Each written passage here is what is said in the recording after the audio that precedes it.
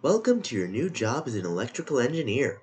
Here at Company, we are happy to see so many promising new faces who will become an asset in the future. For now, we would like to introduce you to one of our best engineers to get you settled into your new internship positions. Hello there.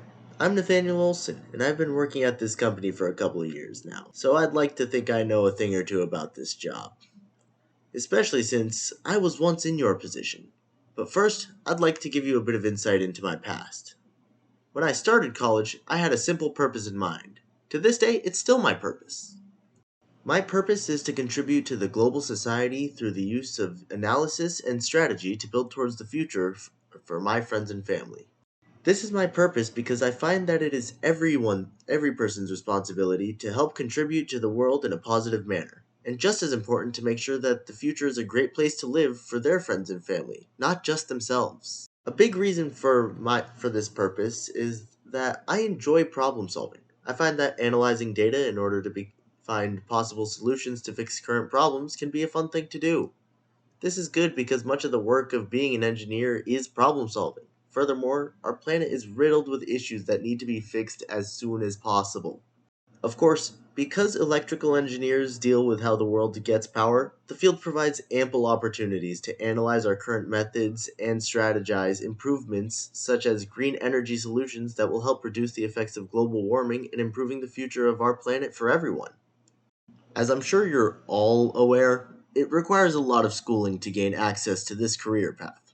Personally, I pursued an AA degree while going to Valencia College before I eventually transferred to the University of Central Florida. There, I majored in electrical engineering in order to get my bachelor's degree to become the electrical engineer you see today.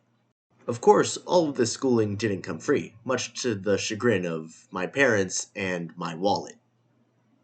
My AA degree cost me a total of about $7,600 while going to Valencia, including my living expenses. But that paled in comparison to what came next. My bachelor's degree cost me about 21 grand, including my living expenses. During both of these time periods, my living expenses cost about half the price, but I was able to cover it all through the money I got from my part time job, and most of the schooling costs were covered by my Bright Future scholarship. Of course, I didn't realize all of the costs that were going to come with going to college when I first left high school. Luckily for me, at Valencia College, we were required to take a new student experience course. When I first started the course, of course, I thought it was just going to be a waste of time. But I've never been so glad to be wrong in my life.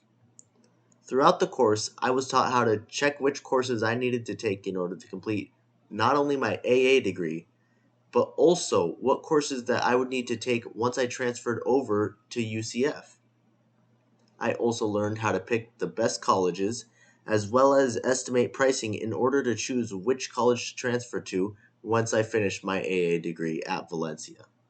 The most important thing I did in that class was make a plan for the future, which helped me create the pathway I needed to follow in order to achieve my academic and career goals, which ultimately led to where you see me right now.